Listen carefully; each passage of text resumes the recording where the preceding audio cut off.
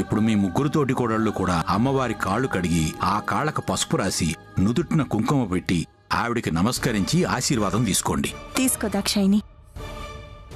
ఎవరి కాళ్ళలో కడగాల్సిన కర్మ మాకు పట్టలేదు, మేం చెయ్యం.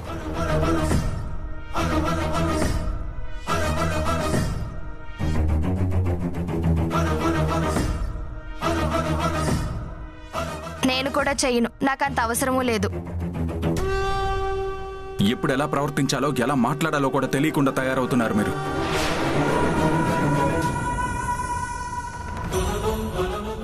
ఈ హోమం చేసేది వదిన స్వార్థం కోసం కాదు, మీ సౌభాగ్యాలు బాగుండాలి అని. మా భర్తలు బాగుండాలని మాకు మాత్రం ఉండదా బావగారు? కానీ ఈ చాదస్తాలన్నీ మా మీద రుద్దడమే నాకు నచ్చడం లేదు.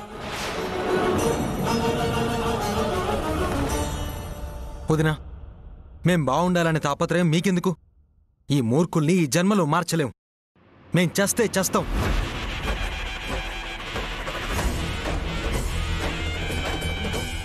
వద్దు, ఇవేవి వద్దు, ఈ హోమాలు అవేవి వద్దు. శ్రవణ్, ఈ సమయంలో అలాంటి మాటలేంటి? అమంగళం పలకడం తప్పు. సీత, నీ చెల్లెళ్లను ఒప్పిస్తాను అన్నావు, పసుపు బట్టలతో హోమం జరిపిస్తాను అని మాట కూడా ఇచ్చావు.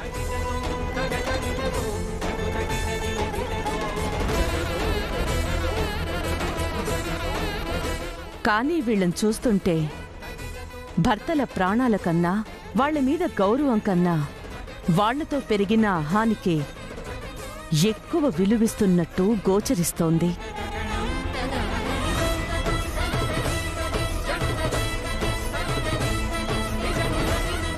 ఇది మంచిది కాదు అని, ప్రమాదమని ముందే హెచ్చరించాను.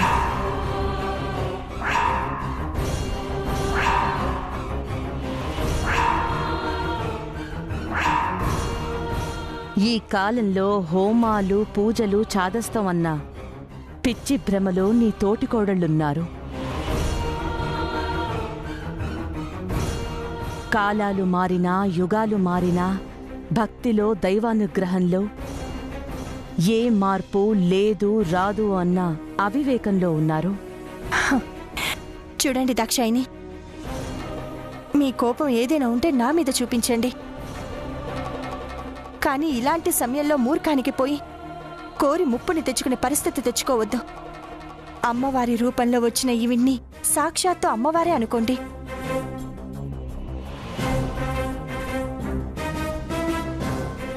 దయచేసి పంతులు గారు చెప్పినట్టు చెయ్యండి.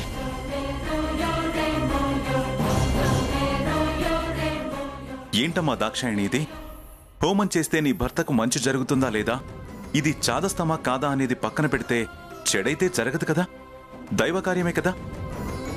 అనవసరమైన పంతాలకు పోకుండా చెప్పినట్టు చేయండమ్మా.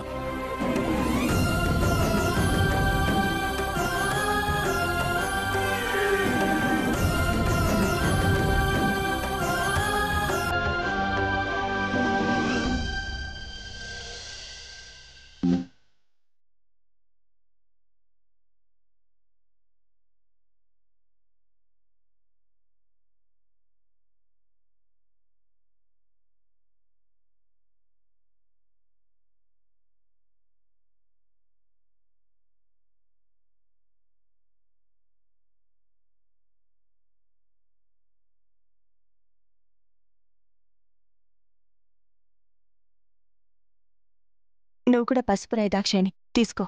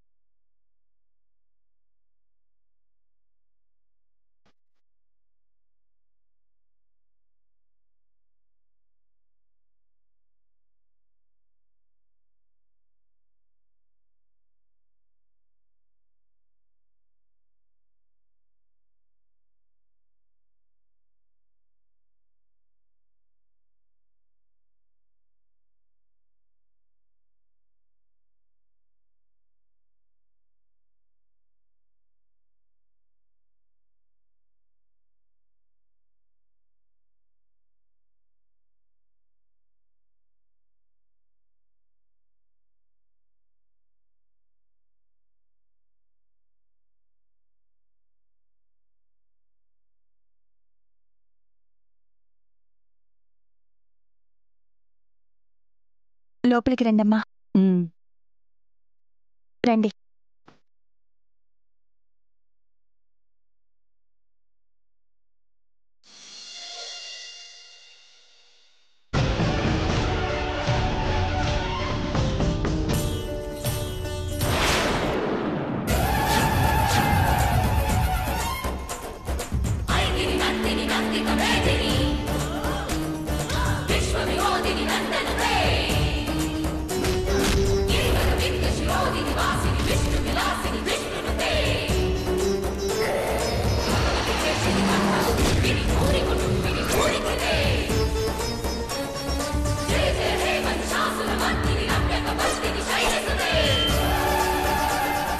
పంతులు గారు, పసుపు నీళ్లు తమలపాకులు ఇవ్వండి.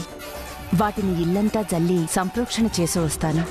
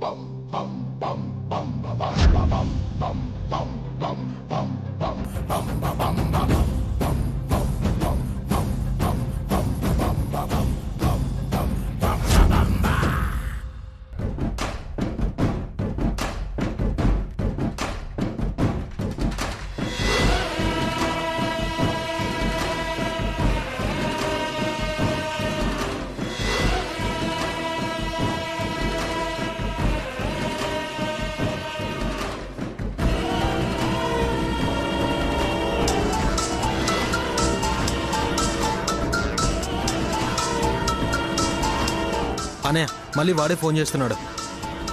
మన చేతుల్లో చచ్చేదాకా వాడు ఆగట్లేదనుకుంటా. స్పీకర్ ఆన్ చేసి మాట్లాడు. హలో రే, మనిద్దరం ఏమైనా ఫ్రెండ్స్ సారా హలో అంటున్నావు? ఇందాకేదో అడ్రస్ చెప్పు, నువ్వెక్కడున్నావో చెప్పు అని ఓ బీరాలు పలికేశారు కదరా, మరి రాలేదేంట్రా?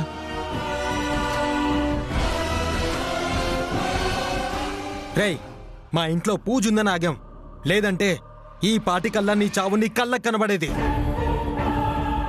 కమర్షియల్ సినిమాలు ఎక్కువగా చూస్తారేంట్రా? బిల్డప్ డైలాగులు బాగా చెప్తున్నావు.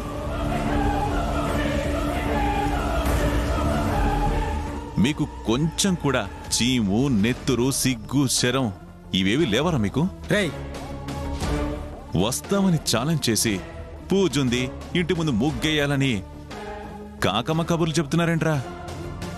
రేయ్, ఏంట్రా పీకలేని అరుపు?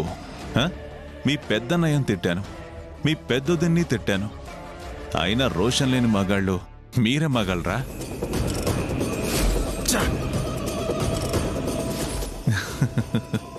మీ పెద్దన్నయ్యలాగే మీరు కూడా గాజులు తొడుక్కొని చీరలు కట్టుకొని ఆడంగెద వల్ల బతకండి.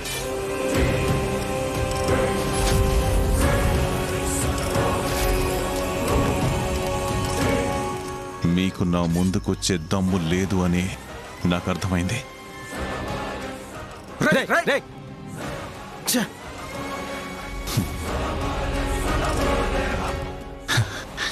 మిమ్మల్ని రెచ్చగొట్టిందే నా దగ్గరికొచ్చి చచ్చిపోవడానికి, మృత్యుంజయ హోమం ఆగిపోవడానికి కూడా. రండ్రా, రండి. అన్నయ్య, అనవసరంగా హోమం అయ్యాక వెళ్దామని నేనే మిమ్మల్ని ఆపాను.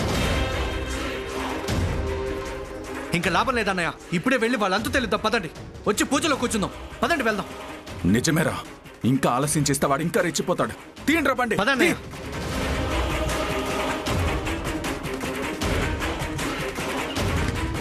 పోనీ. బాబు గారు, పూజ మొదలవబోతుంటే ఇప్పుడు ఎక్కడికండి?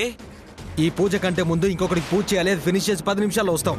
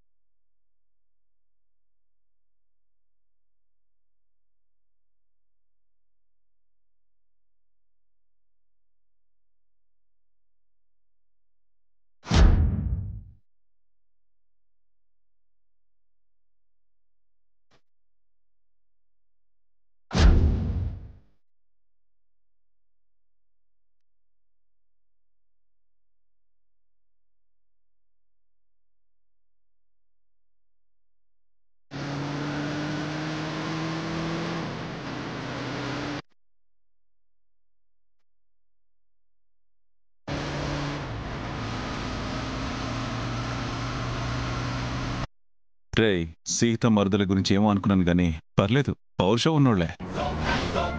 4 మాటలను రెచ్చగొట్టగానే నా దగ్గరికి చచ్చిపోవడానికి వస్తున్నారు. వీళ్ల చావు సీత వెన్నులో వణుకు పుట్టించి జీవితాంతం కుమిలి కుమిలి ఏడ్చేలా చెయ్యాలి.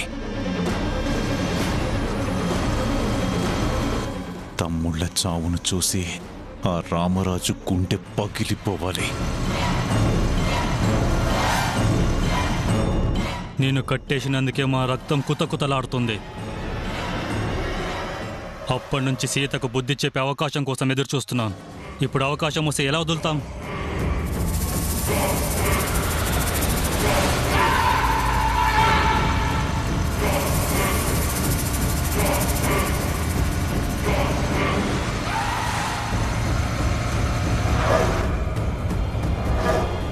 అన్నయ్య, వాడు చెప్పిన అడ్రస్ ఇదే అన్నయ్య. సరే చూద్దాం పదండ్రా. మన జోలికొచ్చినందుకు వాడు జీవితాంతం భయపడాలి. దొరికాక వదులుతాం అన్నయ్య. కుళ్ళ పొడి చేద్దాం. పదండ్రా. పదండి. రేయ్, మీరు డివైడ్ అయ్యి ఆ ముగ్గురు మీద అటాక్ చేయండి. నేను కత్తితో వాళ్ళ చావు చీటీ మీద సంతకం పెడతాను. సరే అన్న, పదండ్రా.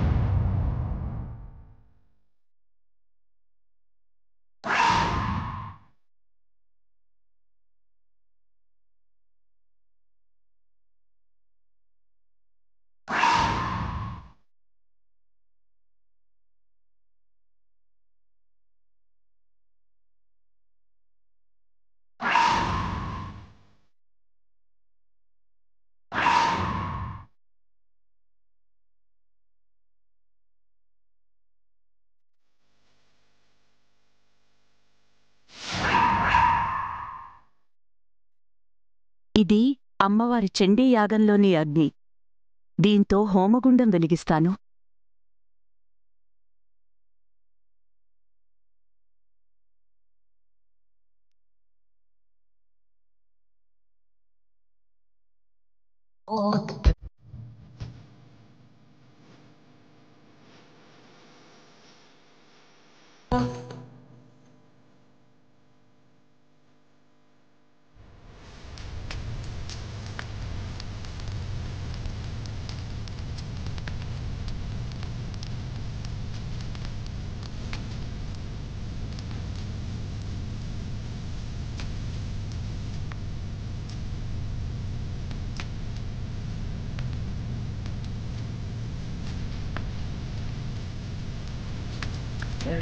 Dum dum dum dum dum dum.